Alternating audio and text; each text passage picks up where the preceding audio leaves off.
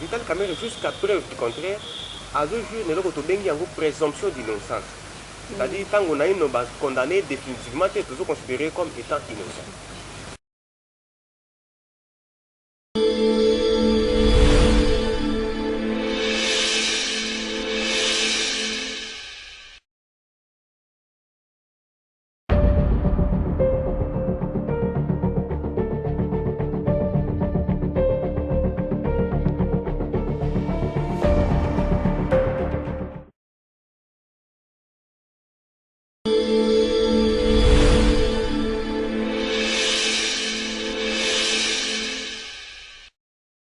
Matondi mingi na bino balandi ya Kakom télévision, merci beaucoup parce que vous avez toujours pour renouveler confiance na bino pa na biso, tozana pour informer bino ko bino situation ya République démocratique du Congo, panos ozali na France, États-Unis, place nos ozali pour na kolanda l'information où ezo toucher mboka na biso, lelo vraiment tozana pour na kosolola l'émission na biso tosola nanu toyambi maître Didier Ndambo oyazali à César plutôt na baro ya Équateur Mbandaka on a pesa déjà. Bonjour maître.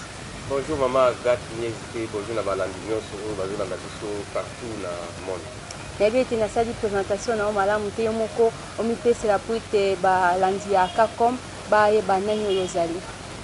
Matondi mingi mama Agathe na banza ba oyo balandaki biso mwa ntango ya liboso bakoki koyeba me nazo komi présente lisusu nabengami na nkombo ya Didier Ndambo Diadokolo, nazali avocat, nazali na baro ya cour d'appel ya Équateur Mbandaka, nazo travailler kuna epuis naza mingi awa. Merci beaucoup maître. Lelo toyokobeta no masolo mpona baactualité oyo ezotouche mingi mboka na biso République démocratique du Congo. Toyini tolobela déjà mpona point liboso eza arrestation ya Vital Kamerhe aza chef du cabinet ya président de la République.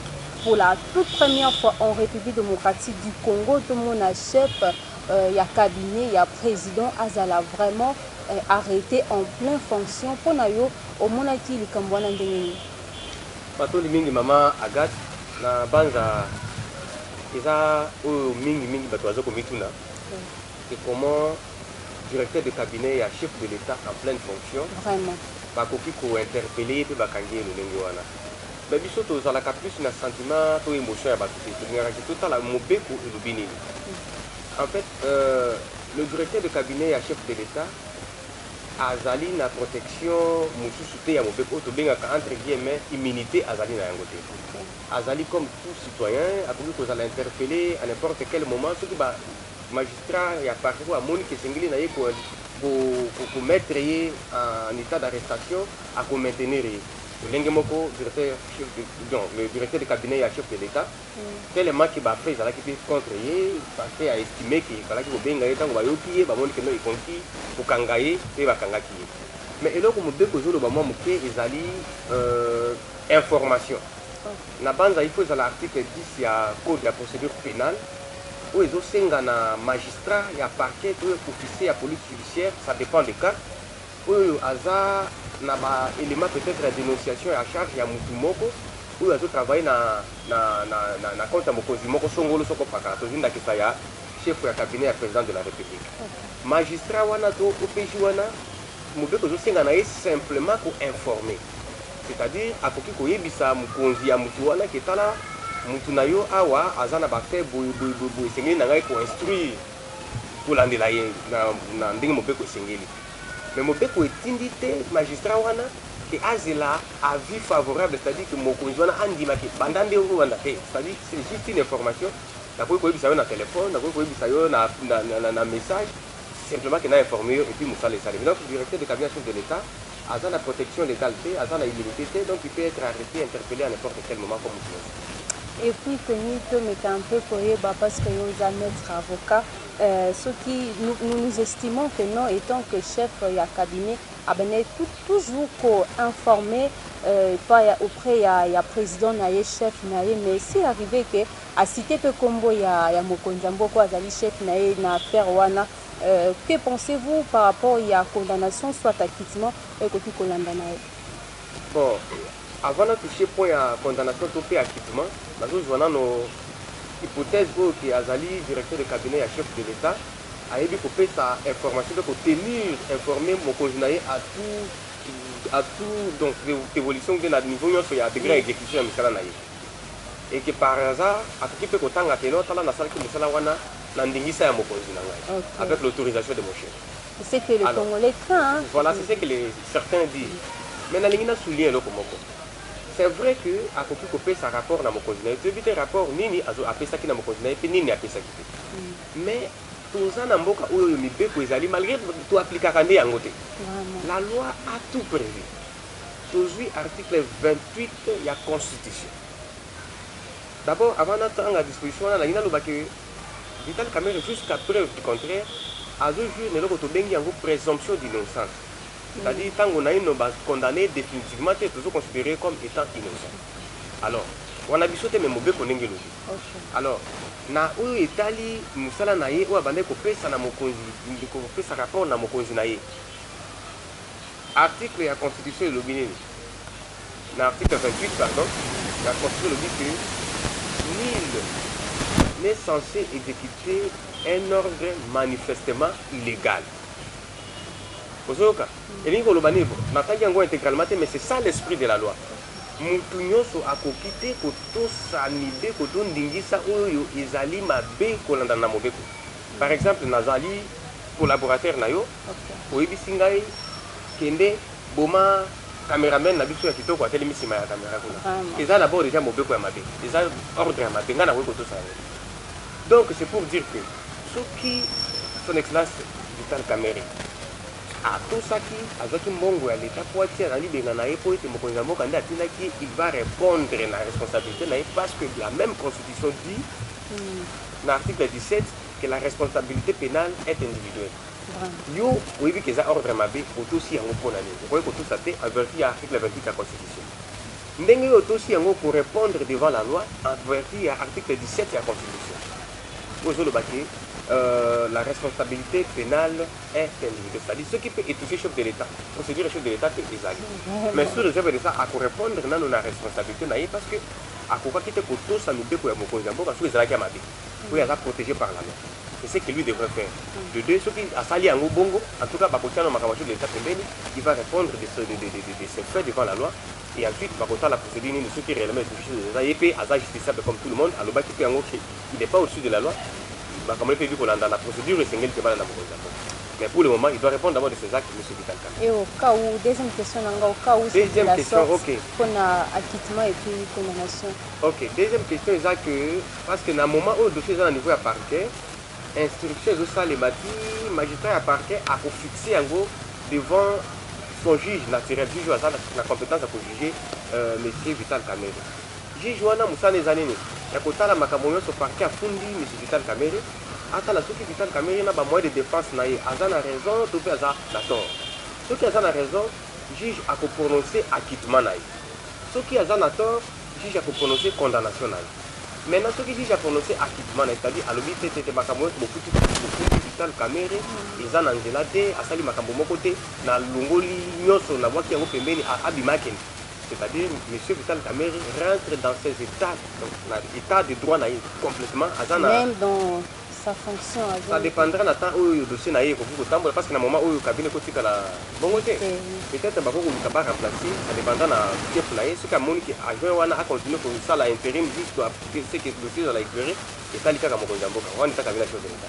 Mais comme on a que non, vu la nécessité pour remplacer là où des adjoints naïf pour agir en qualité d'intérimaire, il faut nécessairement remplacer, pour remplacer. Mais avantage c'est que ceux qui vont prononcer acquittement à M. Vital Kamerhe, c'est-à-dire casier judiciaire naïe et ça noircité.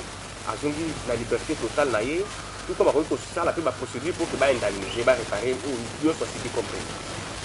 Mais ceux qui vont condamner, c'est les gens parce que on est politique, bah ça la comme ça. Ça va être des ambassades. Premièrement, casier judiciaire naïe, il y a Ruinda. Pourquoi? Parce que tant que comme en 2023, on a commencé l'élection, le Bakaya a écrit un casier judiciaire. Pourquoi on a attaqué déjà la condamnation il y a 3 ans. Impossible à se représenter. Et là, maintenant, il faut nous assumer la communauté pour avoir un propre pour la Moussala. Donc, on a la conséquence à Panama.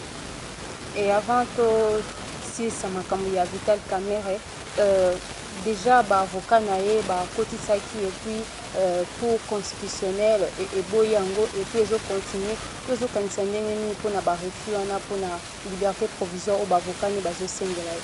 Ok, bon, avocat na ye basengaki eza tobengaka yango c'est parmi les droits les plus légitimes. Mutu nyonso oyo bakangi ye soki magistrat akangi mutu bapesi mobeko epesi magistrat wana mikolo mitano, c'est-à-dire bafundi yo oye batie yo sous mandat d'arrêt provisoire ebisengeli na magistrat wana akende après 5 jours badi kobanda mokolo moko mibale ti okoma mikolo mitano akende na yo devant le juge po asenga prolongation ya nini wana, c'est-à-dire détention préventive na yo wana bapesaka mpona 15 jours. Na occasion wana baavocat na ye tuko mutu wana mpe akoki kosenga epai ya juge e bolibere ngai parce que peut-être naza na ndako nakoki kokima te nasalaka mosala naza père de famille tout ça nakoki kokima te. Juge akoki koapprécier demande ya mise à liberté provisoire ya mutu oyo aza détenu wana. Soki juge aestime ke esengeli te que accordé yango juge akoboya yango wana avocat ya Vital Kamerhe bakendaki basengaki d'abord tour à liboso devant le juge ya tribunal de paix mais esimbaki te parce que juge estimaki te soki monsieur Vital Kamerhe baacordele liberté peut-être akosoustraire baélément misusu ya preuve. C'est entre guillemets motivation ya juge. Et tango juge na premier niveau aboyaki bavocat na ye bakendaki na décret d'appel mpe baboyaki balobi kena bakoki accorder mise en liberté provisoire. Ça c'est tout à fait normal parce que eza obligatoire te ke bapesa ye. Juge soki amoni ke bacondition permettre te ke baaccorder mutu liberté akoki koboya na ye et ça c'est légal. Donc est-ce que il y a une question qui me est-ce que ça peut être une façon il y a qu'on mettre en risque que ceux qui va accorder qui est liberté provisoire parce que ba peut amabe ba peut ko bimape ba équipe ko éliminer juste pour que ba mettre un peu ko effacer et ça te risque pour la liberté provisoire ba ndeko ya INC ba osengela. Bon, eza parmi ba piste ya parmi ba élément ba élément parce que moni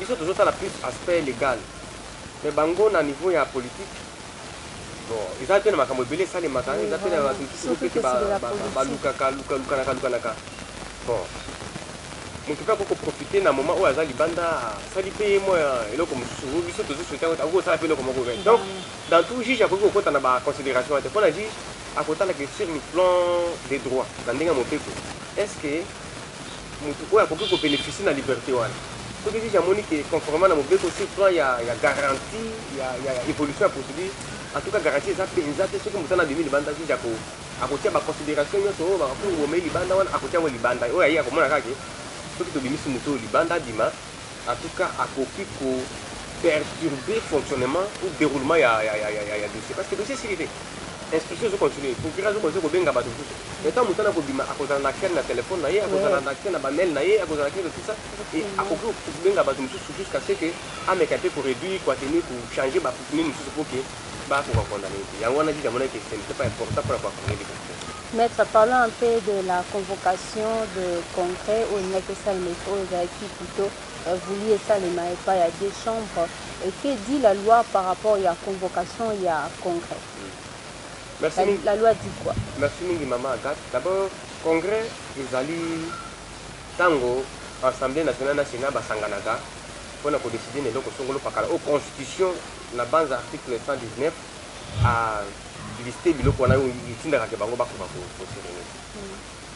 Tolandaki na bino mwa mikolo mileki awa tango président ya Sénat na présidente ya Assemblée nationale oyo natosaka bango mingi parce que naza bakumu basepelaki baconvoqué congrès mpona bango président de la république ndenge adécrétaki état d'urgence ordonnance wana et respectaki constitution te ça c'est selon eux mpona yokaki na président ya sénat selon eux mpona bango balobi kifalaki président akoka kozwa autorisation na bango avant kodécréter yango et le président du sénat est allé plus loin pour dire que toza na état d'urgence de fait. C'est-à-dire où ils ont mauvais côté et c'est là qui l'Assemblée nationale et Sénat pour se mettre ensemble pour bâtir ça en forme à loi, c'est-à-dire ça la maintenant légal. Et ça malam bien sûr mais eza important te. Eza important te parce que omoni na temps oyo toza nango oyo il faut éviter oyo tokoki kozala élément déstabilisateur ya mboka. Le président de la République, c'est lui le garant de la nation. Et à agir dans le strict respect de la Constitution. Article 19, d'abord article 85, les sièges en matière d'état d'urgence.